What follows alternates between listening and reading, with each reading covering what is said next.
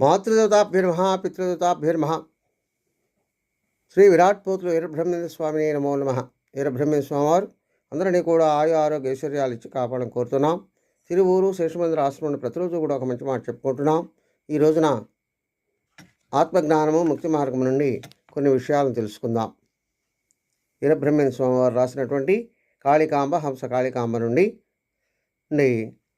శ్వాసకోశములను చక్కనుంచెడివాడు, స్నానపాన భోజనముల నెరిగి చేయువాడు, యోగ సిద్ధుడో ఆచార్యుడౌ కాళికాంబ హంస కాళికాంబ అని తెలియచేస్తుంది.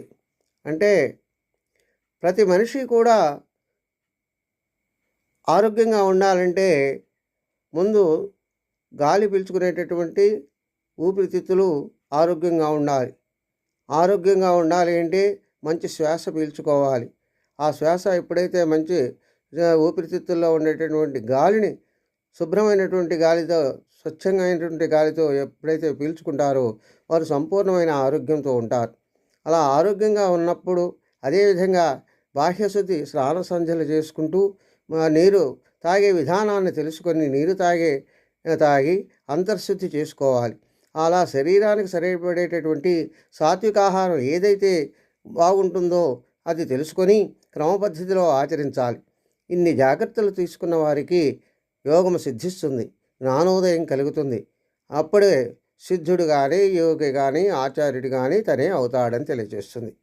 అదేవిధంగా ఇంకా ఏమని చెప్తున్నాయంటే, మాటలకున మారు మాటలు పలుకుట నోటి తీటగాని బాటగాదు, వాదముడుగు వాడే నీ దరి చేరును కాళికాంబ హంస కాళికాంబ అని తెలియజేస్తుంది. అంటే కలియుగ ప్రభావం వల్ల చాలామంది నాస్తికులు అవుతూ ఉన్నారు. దైవ సంబంధమైనటువంటి మాటలు చెప్పినా వారు రుచించటం లేదు.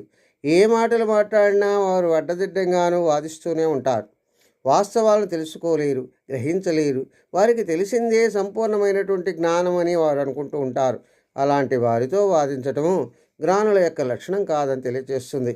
అదేవిధంగా భగవంతుడే దిక్కు అనే వారికి భగవంతుడు కానీ ఎవరూ లేరు, భగవంతుడు లేడు అనే వారికి స్వర్గ నరకాల గురించి కానీ, మంచి చెడుల గురించి కానీ, ఆధ్యాత్మిక చింతన కానీ వారికి అక్కర్లేదు.